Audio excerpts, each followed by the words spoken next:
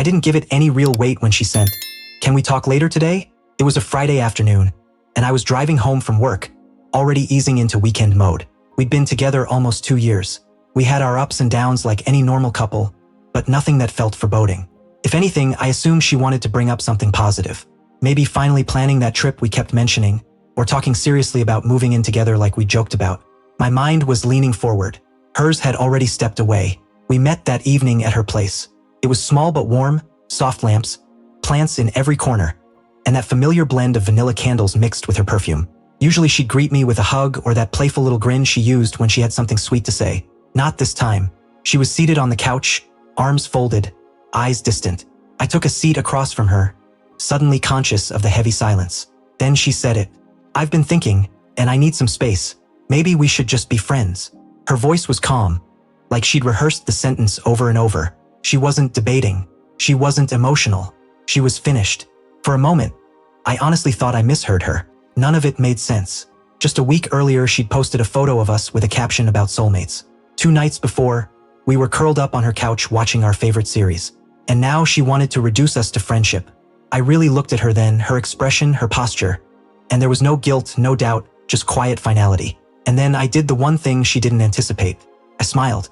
Not out of spite, not sarcastically, just calmly accepting. And I said, "All right." That single word shifted everything. I noticed her blink, like she didn't expect the conversation to wrap so smoothly. She shifted her weight, maybe expecting me to plead for another chance. Ask if there was someone else, argue, get upset. That was the reaction she'd prepared for, but I wasn't giving her a performance. I stood, glanced around her apartment one last time and said, "Take care." Then I walked out without turning back. What followed wasn't loud or messy. It was systematic. I removed her from everywhere, deleted her number, archived our photos, took her off my playlists, unfollowed her on every account. I didn't block her.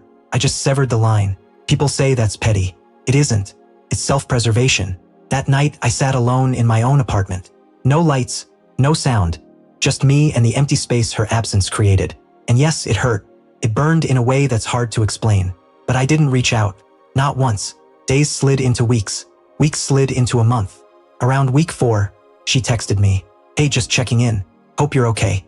I read it, locked my phone, and continued what I was doing.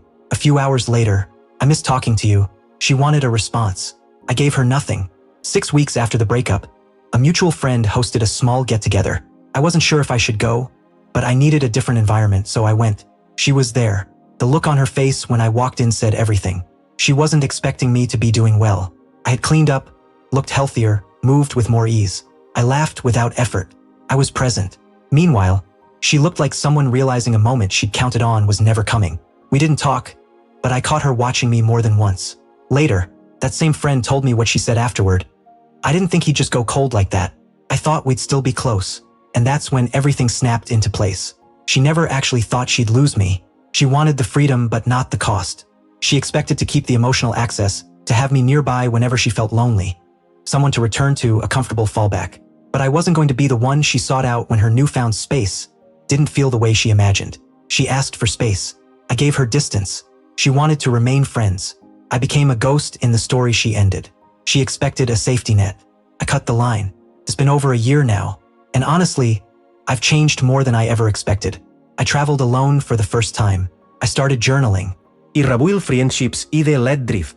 I created a life that didn't revolve around waiting for someone to decide if I was enough. Sometimes I think of her, not with resentment, but with clarity. She was a lesson I didn't know I needed. She showed me the strength of leaving quietly. She said, "I need space. Let's just be friends." I said, "All right," and then I disappeared. Not out of revenge, not out of bitterness, but out of respect for myself. And I never went back.